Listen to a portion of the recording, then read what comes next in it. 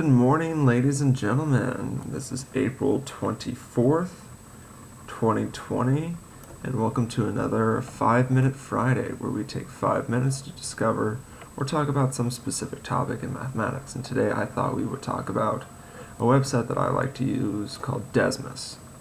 Now, Desmos.com I think is very good because it's an incredibly handy, incredibly easy to use graphing tool. Because I feel a lot of students don't understand some aspects of graphing, or don't understand how certain aspects of graphing work. And I think Desmos is one of the best online graphing tools, so I want us to be able to take a look at it and see what can we do. Now first, when we look at Desmos, we see something that says create an account or sign in.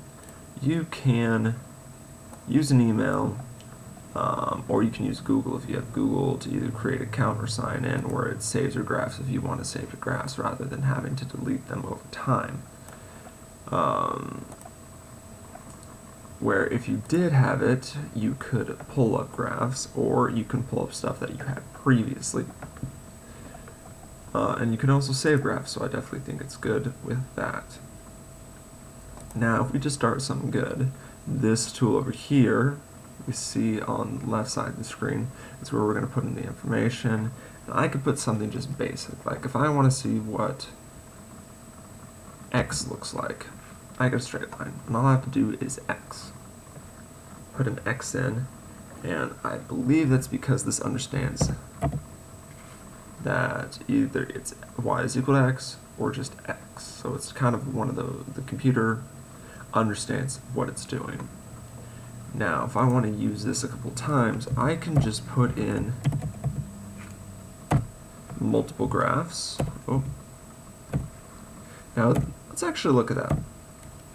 I accidentally put in a t.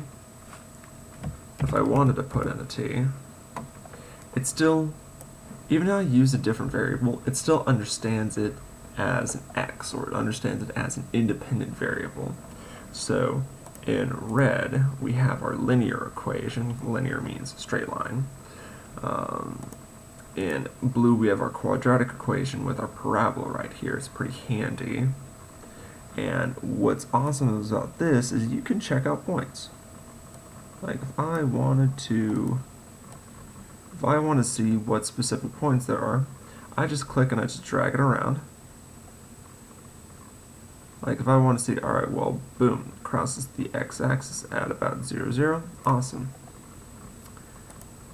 Or if I wanted to check out this cubic, I can see exactly how it's changing.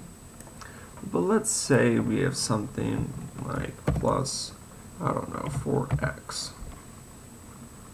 Now the thing is, if I mix my variables, it doesn't know what it's doing. So make sure if you're using something, keep the same variables.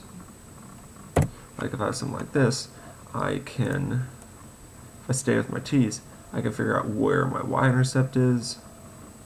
At 0, 4, I can figure out where my x-intercept is, -1, or my t-intercept on this case, -1.587, comma 0.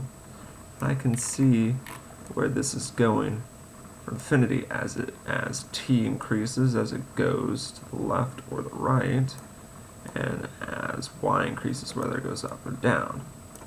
Now, I would fully encourage any student or any parent who has this, has a computer or has a phone, see what you can make with this.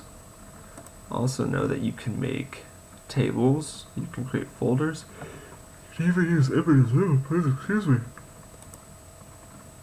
Now, if I have something like this, this is one you definitely want to be careful on, the x1 and the y1. I would normally just get those out of the way.